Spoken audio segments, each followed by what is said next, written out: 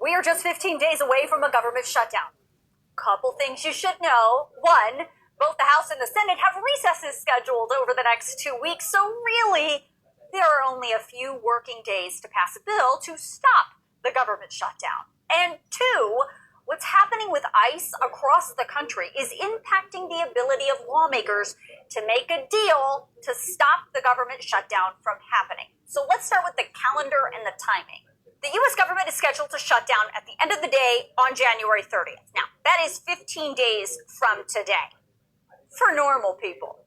But Congress isn't normal people. As of today, the Senate is going on a 10-day recess. And right after that, the House is going to be on recess the entire last week of January. Now, of course, recess schedules can change, but if this holds, that means the House will have to pass all of their funding bills during this week while the Senate is away. Then the House will leave town, and when the Senate returns here, they're going to have 4 legislative days to pass the exact same bills the House passed. And then President Trump will have to sign that, and then we avoid a government shutdown. But if for some reason there is a difference between what the House passes and what the Senate passes, we could see a government shutdown because the House will not be in town before that January 30th date to pass the same bill the House does. Does that make sense? So that's issue 1.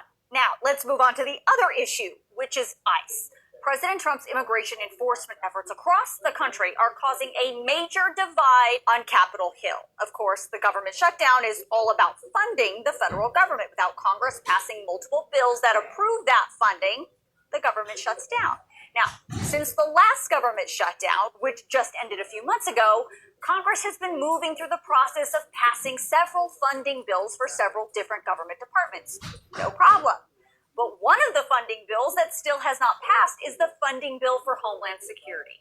Homeland Security is the agency that operates ICE. The Trump administration is asking Congress to approve more money for ICE so the president can continue and expand his massive nationwide ICE operation. Democrats are like, absolutely not. They say ICE does not need any more money, and furthermore, they believe lawmakers should demand that any new funding bill for ICE includes some kind of accountability for ICE and the way those officers are conducting themselves on the streets of America. Well, Republicans are like, absolutely not. So Democrats now have a choice. They can do what they did in the fall and withhold votes unless Republicans cave on ICE funding and accountability.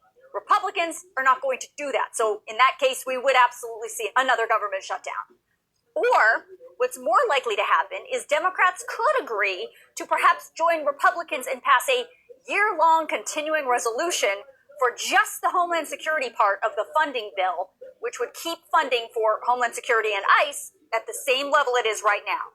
No decrease, but also no increase. Now, let us not forget, as I have reported multiple times over the summer, Homeland Security and ICE already got a massive influx of money when the Republicans, on their own, passed President Trump's big, beautiful bill. In fact, in that bill, Republicans included the largest single increase of additional funding for Homeland Security in history. Republicans gave Homeland Security a whopping $191 billion on top of Homeland Security's regular funding levels. That's why Democrats are saying ICE and Homeland Security have enough money. By the way, that $191 billion includes $75 billion for ICE. So if you are feeling right now like there are more ICE agents on the streets, you're right.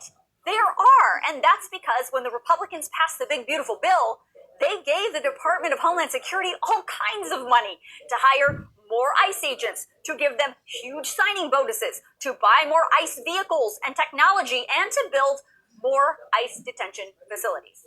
So bottom line, are we going to see a government shutdown at the end of this month? Maybe, maybe not.